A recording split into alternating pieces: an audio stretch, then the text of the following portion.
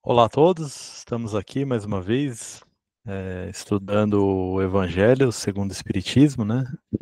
A obra de Allan Kardec. Estamos continuando aqui os estudos, né? A leitura e o comentário dos textos evangélicos aqui, né? A gente está agora no capítulo 13. O capítulo 13 é que a mão esquerda não saiba o que faz a direita, né? A gente vai dividir aí o capítulo também em 3 partes, tá? Porque ele é um pouco mais extenso, esse capítulo, tá? Nessa primeira parte aqui, a gente tem um pouco mais de leitura, porque tem bastante ensinamento de Jesus, e como a gente já faz nos demais capítulos, quando tem o ensinamento de Jesus, a gente prefere fazer a leitura para não ter nenhuma interpretação, ou a gente fale algo aqui que não representa de fato as palavras de Jesus, né? Então essa primeira parte aqui tem bastante ensinamento de Jesus, tá? Então essas etapas aqui a gente acaba fazendo um pouco mais de leitura, tá? Então, vamos lá. A primeira parte do capítulo, né, é fazer o bem sem ostentação. Tá?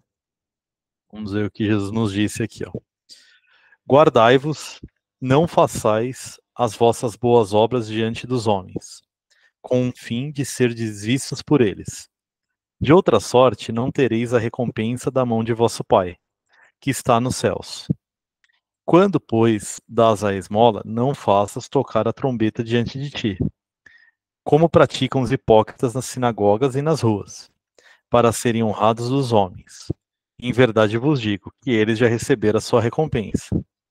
Mas quando dás a esmola, não saiba a tua esquerda o que faz a tua direita, para que a tua esmola fique escondida, e teu pai, que vê o que fazes em segredo, te pagará. Ensinamentos está em Mateus, capítulo 6, versículos 1 a 4. E depois que Jesus desceu do monte, foi muita gente do povo que o seguiu. E eis que vindo um leproso o adorava, dizendo: Se tu queres, Senhor, bem me podes limpar. E Jesus, estendendo a mão, tocou-o, dizendo: Pois eu quero, fica limpo. E logo ficou limpa toda a sua lepra. Então lhe disse Jesus: Vê, não o digas a alguém, mas vai, mostra-te ao sacerdote, e faze a oferta que ordenou a Moisés para lhe servir de testemunho a eles. Os ensinamentos estão em Mateus, capítulo 8, versículos 1 a 4.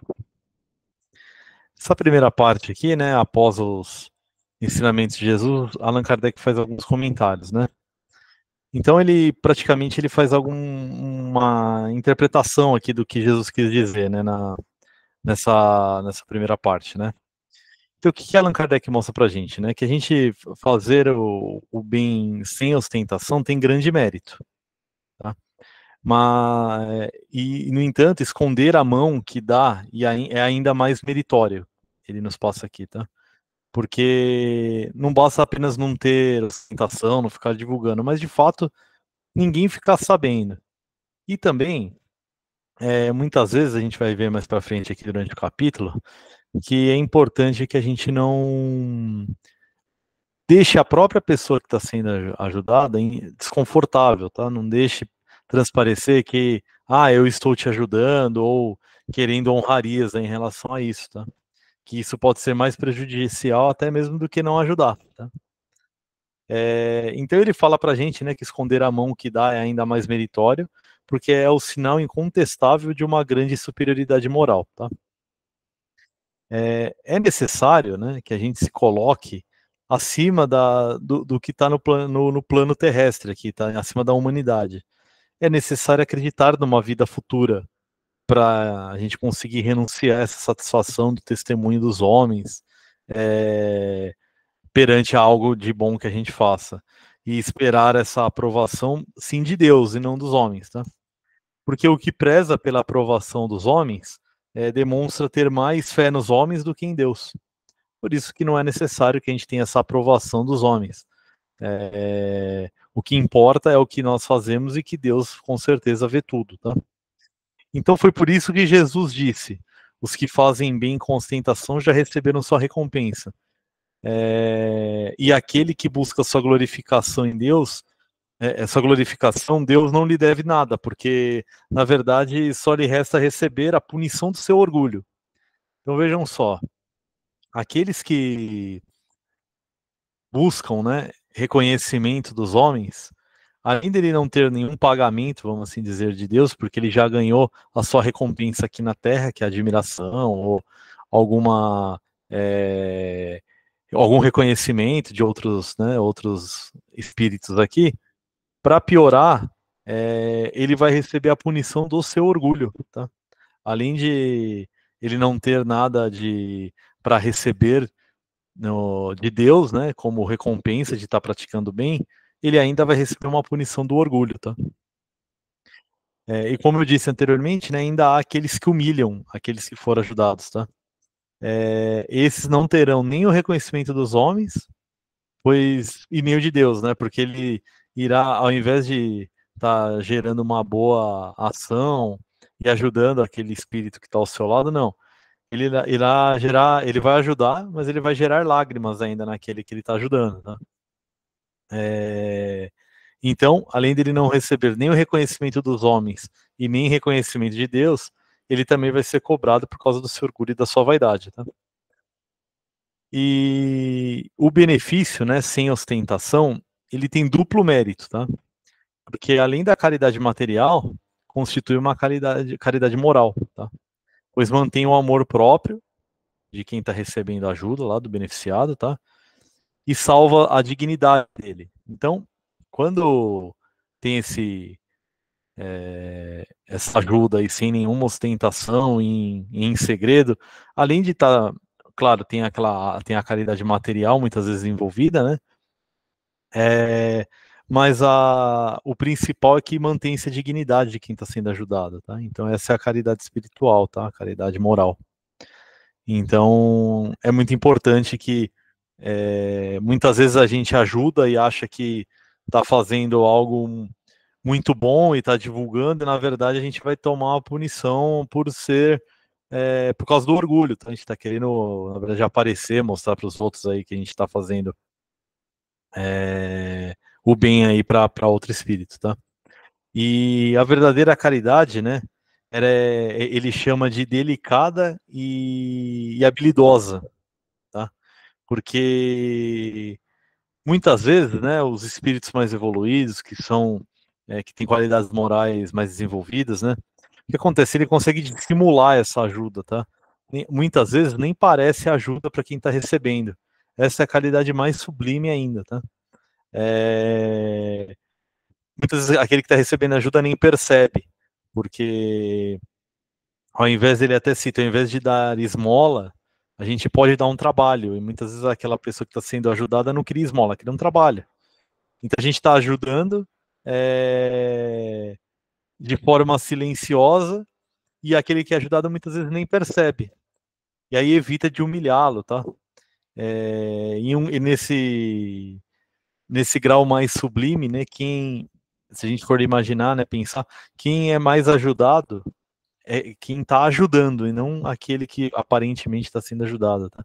Se a gente conseguir praticar isso, quer dizer que a gente está desenvolvendo grandes qualidades morais e nós vamos ter recompensa em relação a isso. Tá? Mas desde que ela seja de coração, seja de forma verdadeira. Tá? Essa primeira parte era isso. A segunda parte, Allan Kardec, o subtítulo aqui para a gente é Os Infortúnios Ocultos. Tá? O que Allan Kardec traz para a gente, né? Que nas grandes calamidades, né, a gente acabou de ver uma bem recente aí, agora que aconteceu no Rio Grande do Sul, aí, né, as chuvas trouxeram muitos desafios ali, né, na região. Então ele fala que nessas grandes calamidades a caridade acaba aparecendo e muitas vezes de forma coletiva, tá? Todo mundo se mobiliza para ir ajudar e acaba que a ajuda chega lá aonde é necessário, né? Mas ao lado desses desastres aí, né, desses acontecimentos aí, dessas calamidades, né, há milhares de desastres pequenos, particulares, né, em que passam desapercebidos pela gente, né. Então, muitas vezes, aquelas dificuldades que estão tendo lá, que agora está todo mundo presenciando, a gente consegue, é bem divulgado, acontecem muitas coisas pequenas, parecidas com aquelas, mas que são particulares, são pequenas, cada irmão que está com alguma dificuldade, é cada pessoa que precisa de uma ajuda e não tem. Então ele fala muito que ele chama isso de infortúnios ocultos, tá? Esses infortúnios ocultos, né? Que a verdadeira generosidade sabe descobrir. Tá? Então,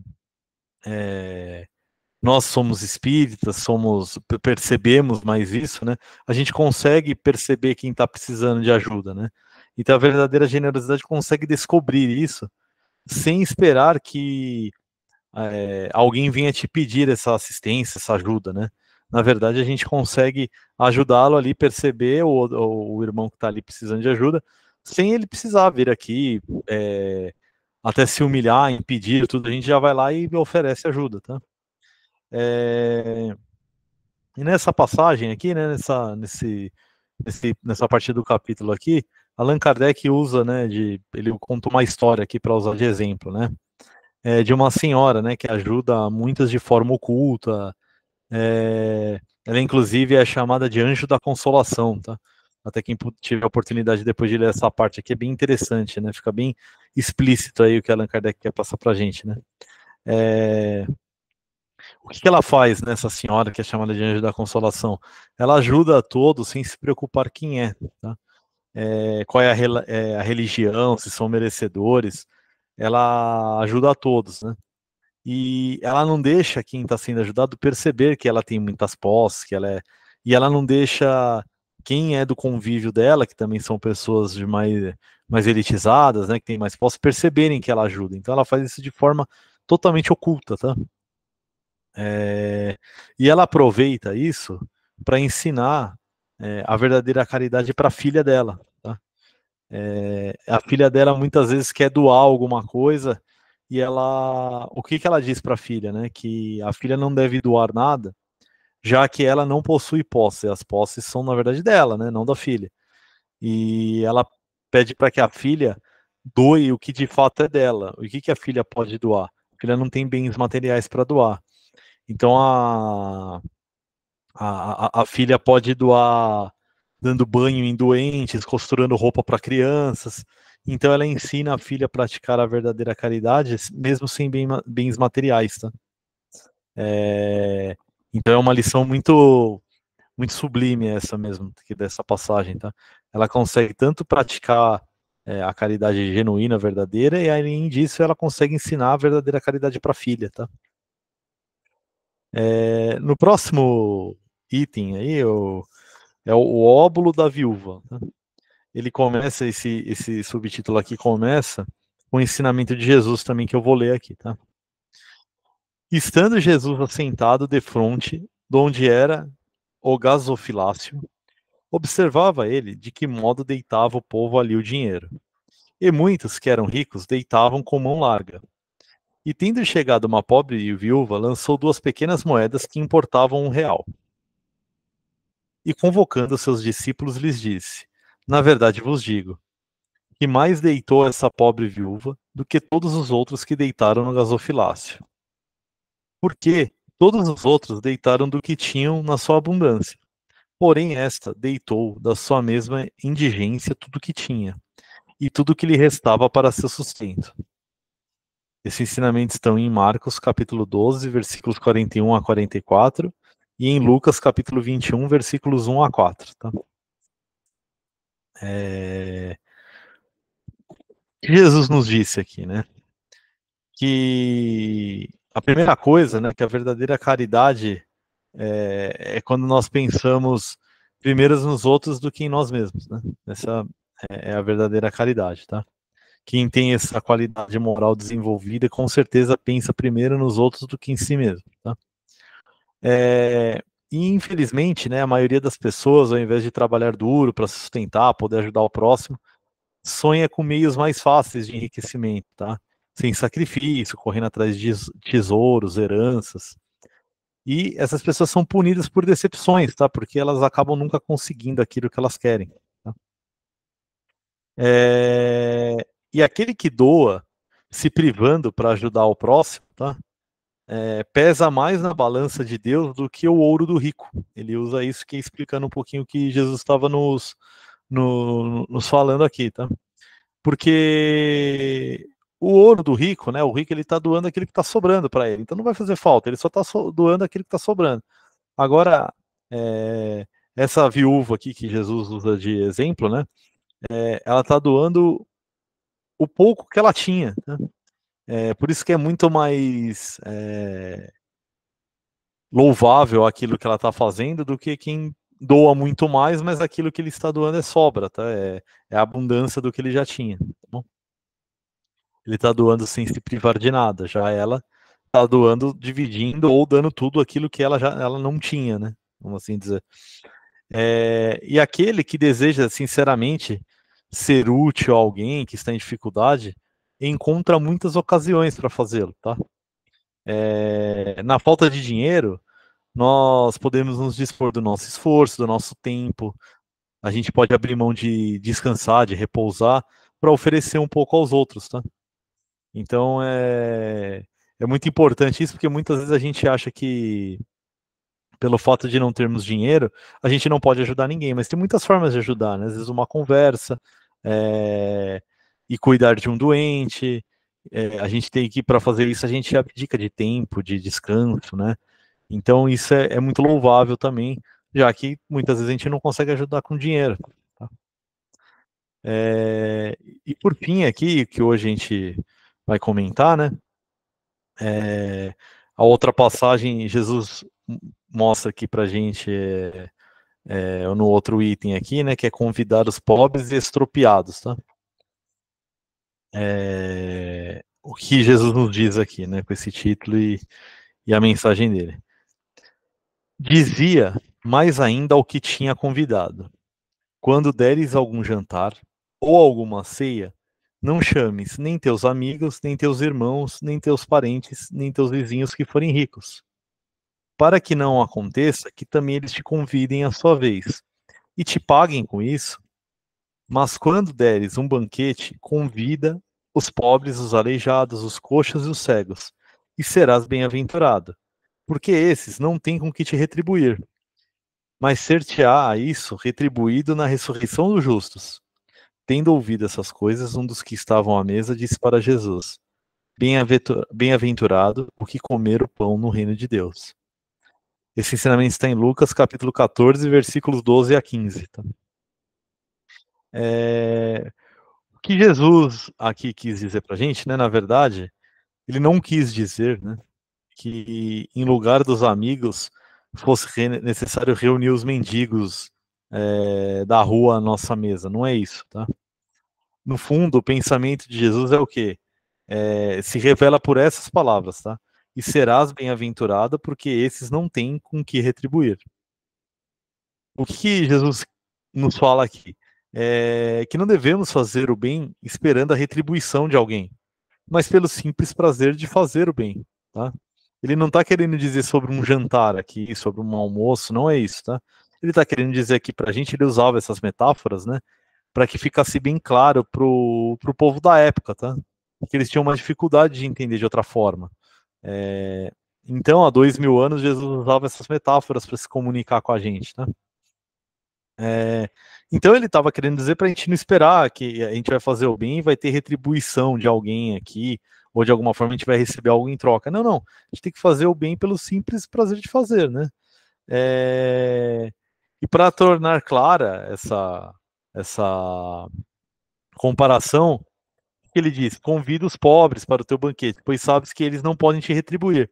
Porque o que ele quer dizer aqui? Se você chama ricos para o seu jantar, para o seu banquete, eles vão te chamar de volta depois também para ir lá saborear um banquete na casa deles. Aqui, se você chamar um pobre, um mendigo, alguém dessa forma, ele não tem como te retribuir. Foi isso que Jesus quis dizer, para a gente não esperar nada em troca, tá? Então, por banquete, ele não está querendo dizer propriamente a refeição, mas a participação de quem realmente precisa na abundância que a gente desfruta, tá? Então, se a gente tem comida em excesso, tem dinheiro em excesso, tem roupa em excesso, a gente pode ajudar aquele que de fato está precisando, tá? Então hoje o que tinha aqui do capítulo que a gente tinha para comentar era isso, tá?